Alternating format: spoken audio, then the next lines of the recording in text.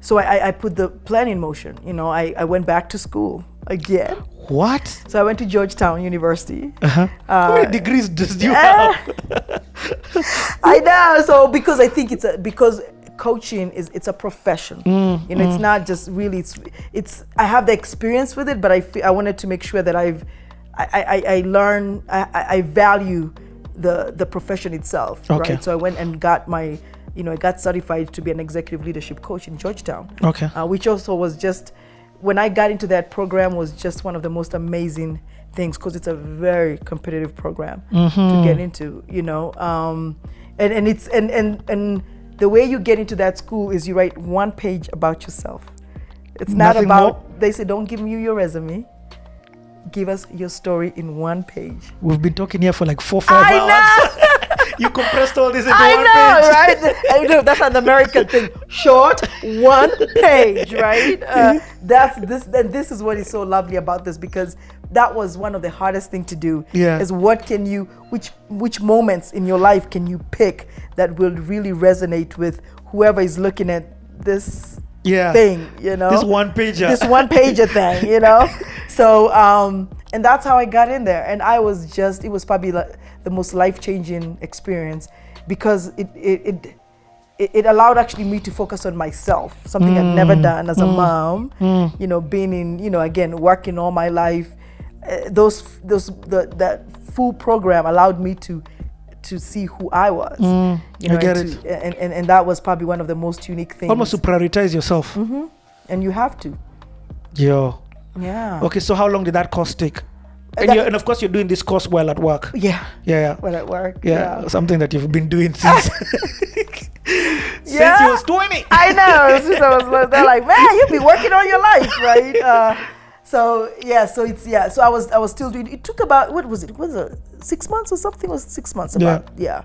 But it was crash. It was like focus time, and everything, you had to get clients. Yep. So it was a very intense program, but one of the best experiences. And then from there, I was like, okay, now this is when I had my first clients, I was like, this is what I'm meant to do. So you got your clients while you're still working? Yeah, and actually I was still in the program. Okay. Because you had to get clients while you were at the program. Yeah, the program, because that was part of you passing the course. You had to do a recording of actually a coaching session in 30 minutes, right? And were they paying clients? No, not for that. Not for the course. Not for the not course. Yet, okay, not okay. yet. So it was there were not any paid clients at that time. So I moved. So after I did that, and then a lot of things broke up, like the Black Lives Matter thing. COVID hit. During that time. Actually, in fact, even before we get to COVID and that, so I love what you've said about your transition. You planned it. You knew, okay, I'm going to be here for this is what I have to do, and this is what I have to do before I transition. Yeah. Like, what are some of those things? I'm just thinking about somebody who wants to transition from corporate America or the corporate world into entrepreneurship. Yeah. Those are two different monkeys. Oh, yes, yes. And I think the one people think about more is how am I going to afford things, right? Rather than,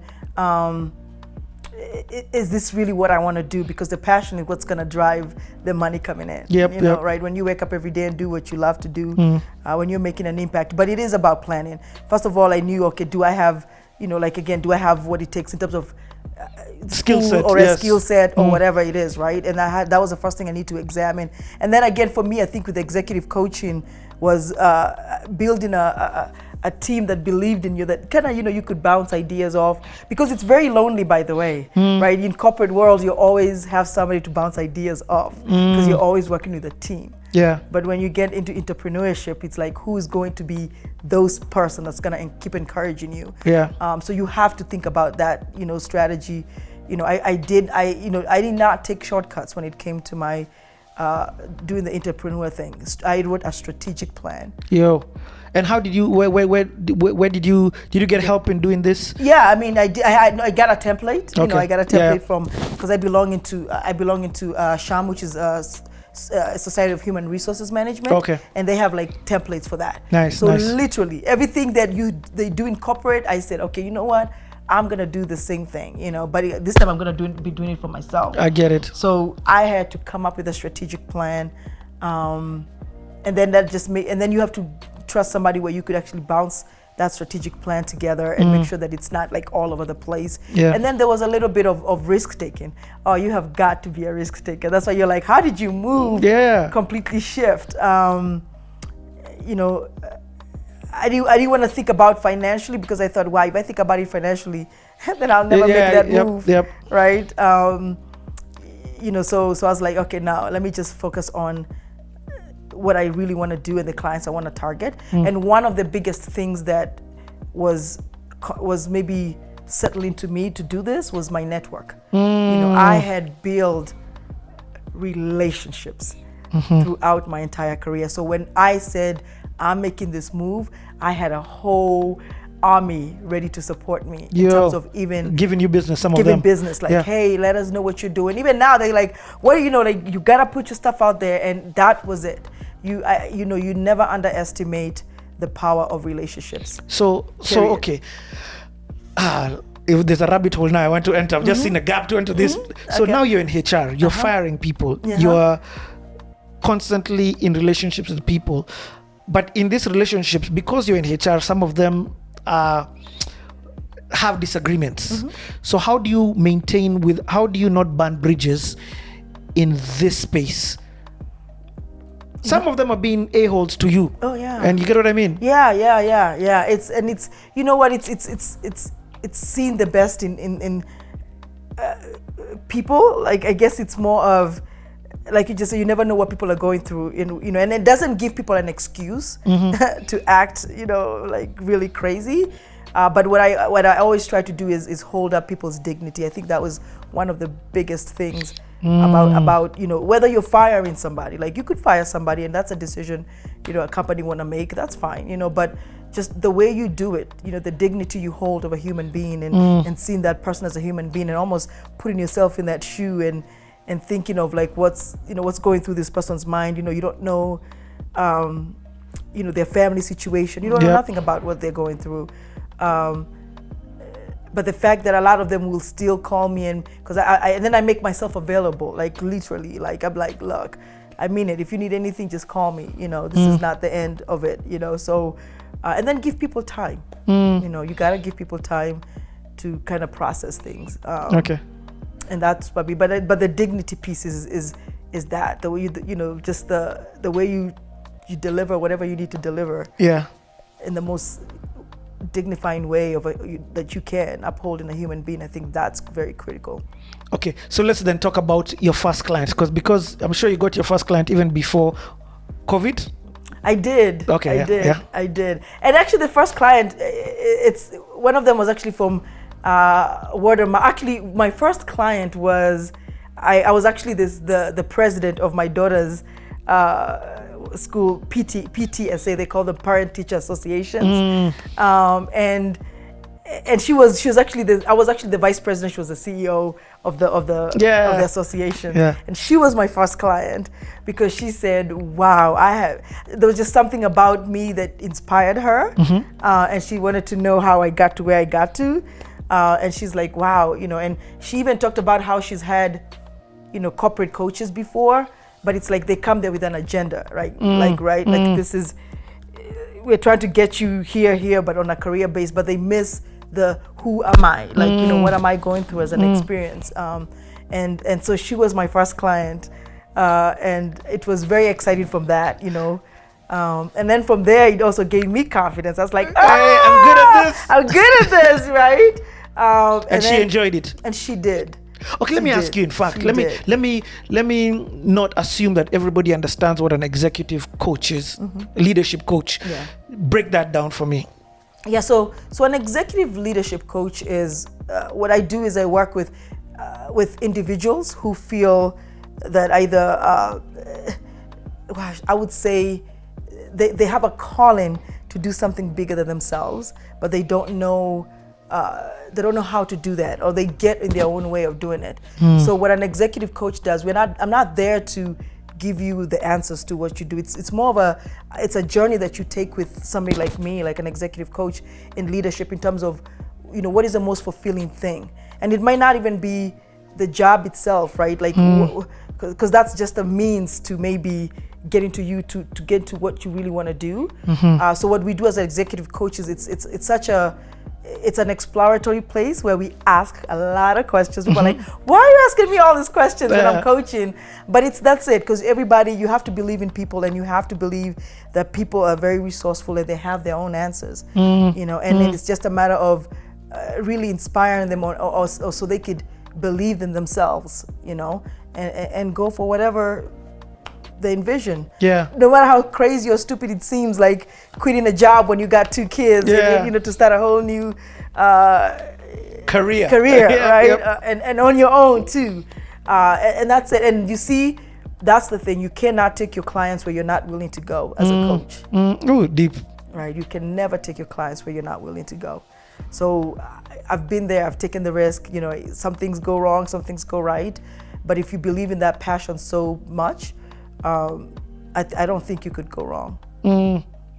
Love it. Oh man, that's and so when people see CEOs, how do you identify? When people see CEOs, sometimes they just see CEOs from the perspective of financial and money and all put together and high flying and all of these things. What do you see? That's such a great question, because it's a lot of pressure. I think people don't give CEOs the grace they deserve. Because even me as a CEO of my company, it feels like I have to make decisions. You have to have a direction, but it's just a matter of, maybe from a CEO perspective is not communicating, because they feel like, oh, that's none of their business. But if you don't communicate, people will fill in the gaps, right? And you're communicating without communicating. Yeah, you're communicating, right? And that's the thing, and I think I wish it would go both ways, and that's why I try to link.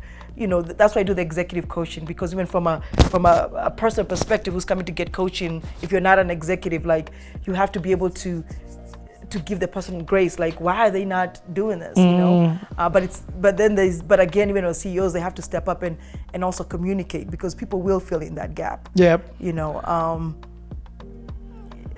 And understanding, I think that's something that you forget when you're so busy doing other things. Yep. And then the fact of it's believing in people. Like, as a CEO, you don't need to always have the spotlight. Like, you're already there. Like, make the way for other people. You gotta see the organization. You gotta see something past yourself within the organization that you're working in, right? If I leave here, if something happens to me today, can somebody take over and still do a great job? And I'm sure they are. You gotta believe in people. Yep. So I want to figure out, okay, so now let's talk about then the transition into this. So you said a year ago. A year and a half. A year and a half ago. So while you're probably, that's bang into COVID. So you like hold on, a year and a half ago is COVID. Yes. Beginning of right COVID. in the smack of COVID. So, and it was actually February of last year. Wow. Okay, let me first ask. So you hand in your resignation? I did. So are they like, what?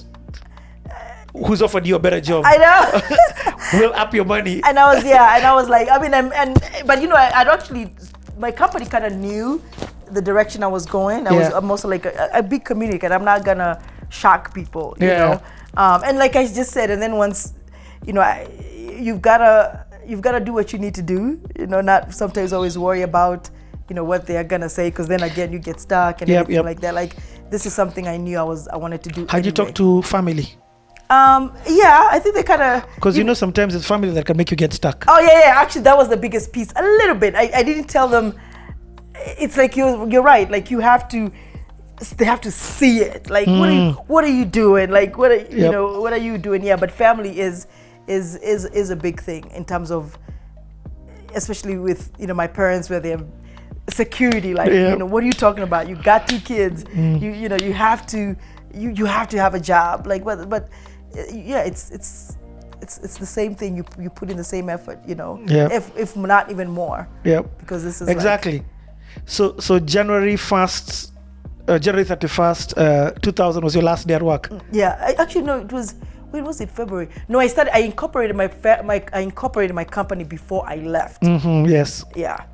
So and again, that's preparation. Like Yep. You have to. You set up. You have to set up your shop, right? It helps the transition to be easier. To be the transition. Like, so now as I didn't leave. Soft landing. Yeah, like, oh, okay, wow, I gotta go register my company. I gotta get my bank account for the company, and I gotta do all this. But there are things that I'm still doing right now. Yep. You know, like in terms of now building the back end infrastructure. Okay. You know, and also knowing as a CEO, like, where your talents are. Like, you can't do everything, you know. Yep. There are people who are meant to market, there are people who are meant to do IT, there are people who are meant to do, and you respect those roles on a very different level.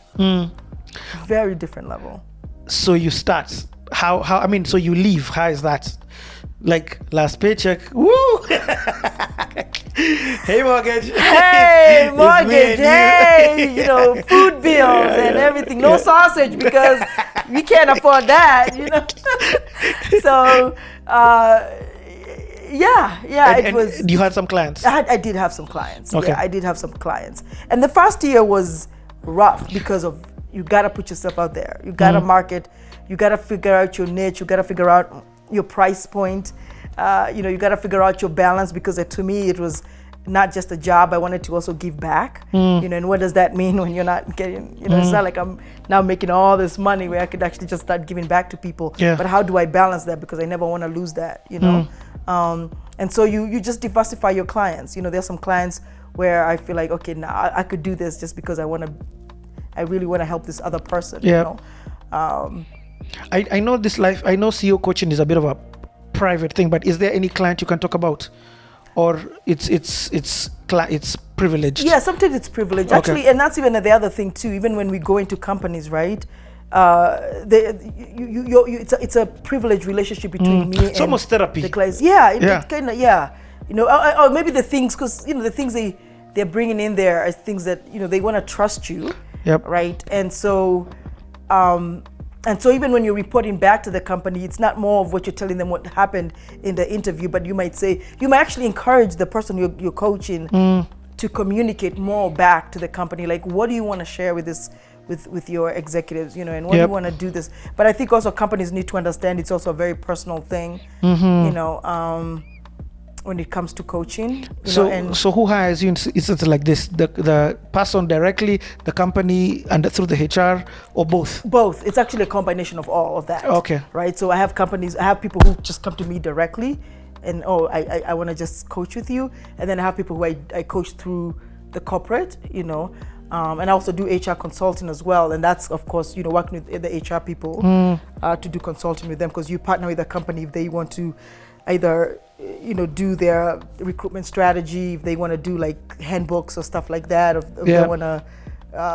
you know, some training of sort with their team, you know, team building, you know, they want to do stuff like that for their team. So those ones I work more with the HR executives, and it's great, right? Because I'm like, I understand you. Yeah, because I'm back. I was in your role. Yeah. I hear you, but actually, seriously, it's, you know, the transition from what made me an executive coach is so unique is I transitioned from HR to executive coaching. So I understand when somebody comes to me and talks about strategy and talks about people and talks about my career. You know, it's not, and I don't walk in saying that I'm an expert in it. But at least I have experience with it, and understanding. So because again, with coaching, you're not giving advice to people. It's more of, you know, you're asking the questions so that they could have their own answers, and then they could execute on those answers, because at the end of the day, that's it. You know? And that's why I call my company Rise Above Coaching. In fact, right? Okay, nice. Yeah, because it's that you have to see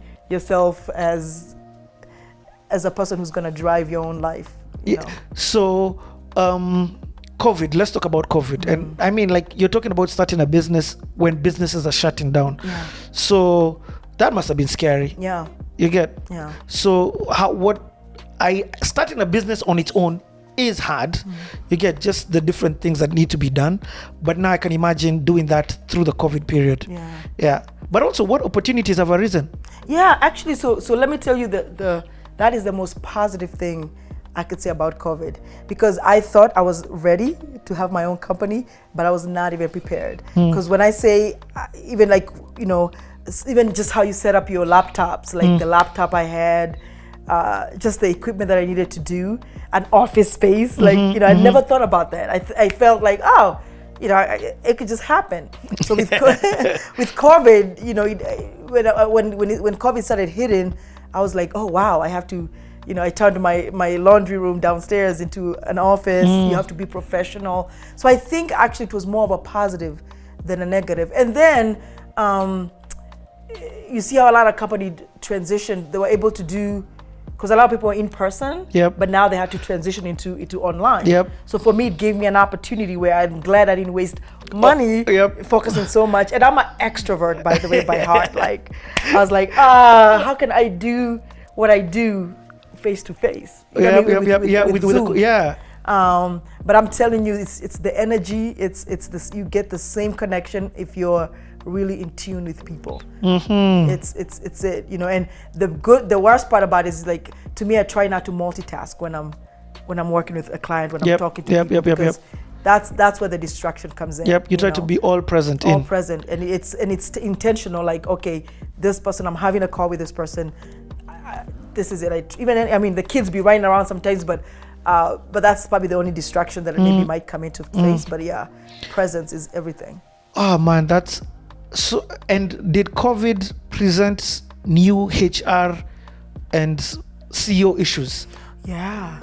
That you now were forced to learn to sort of, how do I help them navigate through this? Yeah. And please remember, there's no precedence to this. There's no, oh, I can look at this book and see how they navigated COVID in 1998. No, this is first time. Yeah. But it goes back to the basics of humanity, right? And what we have preached. I don't think there's a book on how to treat people the way they deserve to be treated. You know? And maybe before COVID, they thought that there's a book and there's a method to it, but it's shock. It's a shock, like, you know. So actually, for me, I felt like, it's about time, right? It's about time that people know that people actually have lives outside of work, you know, because now everything is integrated, right? You know, people, I think we take... Stop acting like this. You're not a mom. She's a mom. She's a CEO, but she's a mom. She's a mom. And maybe you forget about that piece about it, you know? And so that was really... That is so powerful. Cool. Like, you know, you said it just like, just rolling off your tongue. But I'm just like, people had separated these two lives. And people even separated them to the point where they switched off one and only looked at somebody as my boss. Not knowing that this boss is somebody's wife, husband, friend, mother. You know, she needs to do some dishes when she's home and cook some food. I mean, you know, and laundry. But yeah, I think people really, and I love the way you say they switch that piece off of life, like, you know, and even checking on people. Like, sometimes you go in, you walk in a meeting, and it's all business. Like, you're not really in tune with maybe that person, you know. That's so. I ask my kids, how are you? And when they tell me fine, you're not allowed to say fine in our house. Like, it's a rule, because it's a statement that doesn't mean anything. You get what I mean? So I love that. It's like, and having a therapist as a wife is teaching me how to communicate better to them. But you're right, because in the workplace, that's how we are. How are you? Fine. And you see, and that's it ends there. Oh man. Yeah, and I mean, and you're right. What's that? You know. So let me ask you. I mean, just when I'm hearing you, I'm beginning to hear a lot about your heart, to the point where you're able. Your heart has taken over in terms of pushing you in life, to the point where it's overtaken. I'm not saying overtaken the mind, but it's the driving force. So where's your heart right now in all of this? Like what's the goal? Why do you do what you do? what do you hope to attain? And I'm just thinking about somebody who's had your whole journey. Still got a few more questions. We're not over yet. Don't go. Don't go. Buy more bundles. Yeah.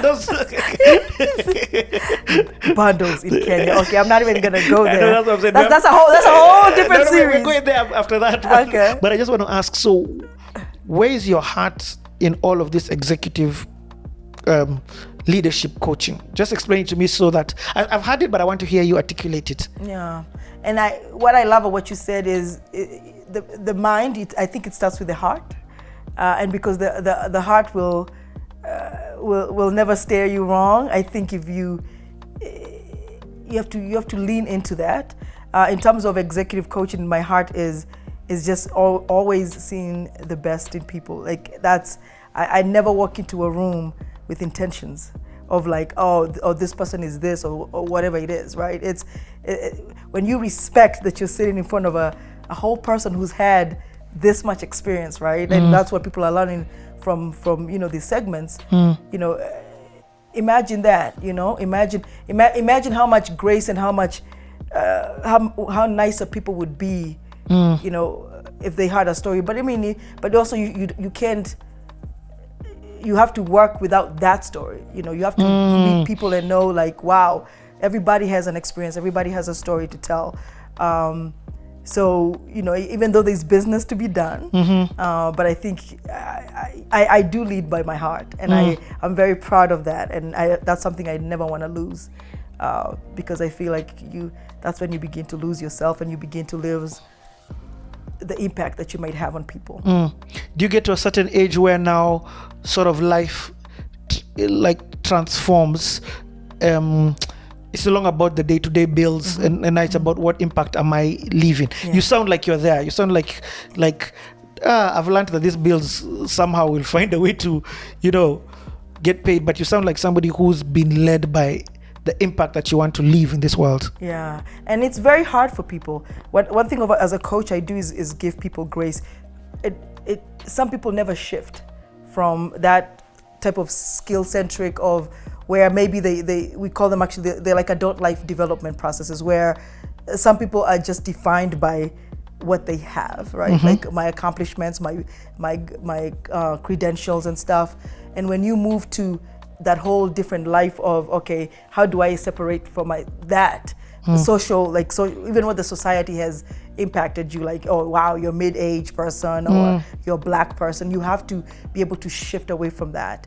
And it's, not everybody could make that shift. And I think we have to, that sometimes is just what it is, people want to get there. And that's why I'm in my business, what I do every day is how do you move from that? How are you able to define life from you now rather than other things defining you? Even some of them being like, and this was so powerful because somebody came to my wife and she was like, Mama, my daughter's called Rain. So Mama Rain. So she was having a conversation with me. She's like, very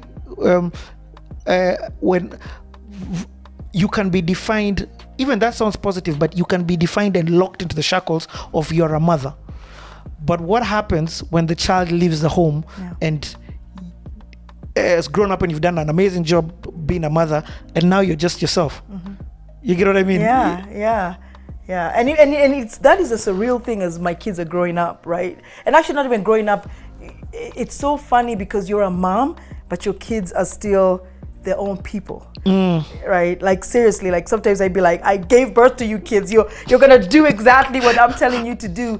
But also that shift of motherhood for me also inspired me a lot, because I knew that, wow, it's bigger than me, right? Now I have these two kids and they're going to live their life. All I could do is guide their journey for them. You can life coach them. Yeah, I could life coach them. And they always tell me that. They're like, Mom, are you coaching me right now? So, are we having a conversation or you'll be the coach, That's funny. I know that. You know what I'm saying? I'll be like, okay, I gotta turn that off. Let's talk, daughter to mama. But yeah, it's hard to get into. Sometimes you do that, but I'm like, but they know I'm so passionate about what they do. They're my biggest followers, So it's talking amazing. about followers. You started something on YouTube. Yeah, my YouTube channel. What's the name of the YouTube channel? It's Rise Above Coaching. If you follow Rise Above Coaching, you'll see some of the videos that I've been doing. Still getting into Instagram, but if you with me, I'm more on the LinkedIn side, right? Because to me, that's where my market is. And on LinkedIn, you are the same thing, Rise Above Coaching or Joyce Weru. Yes. So if you could follow me, if it's those two, if you look me up, you'll see me on there. But that has been an experience. That has been an experience. Nice. Okay, I want to sort of. I'm going to come and do a parting shot about this whole coaching life, but I want to sort of transition. When were you last home? How many years is that? Are we going to do another decade? I know. I can't even count.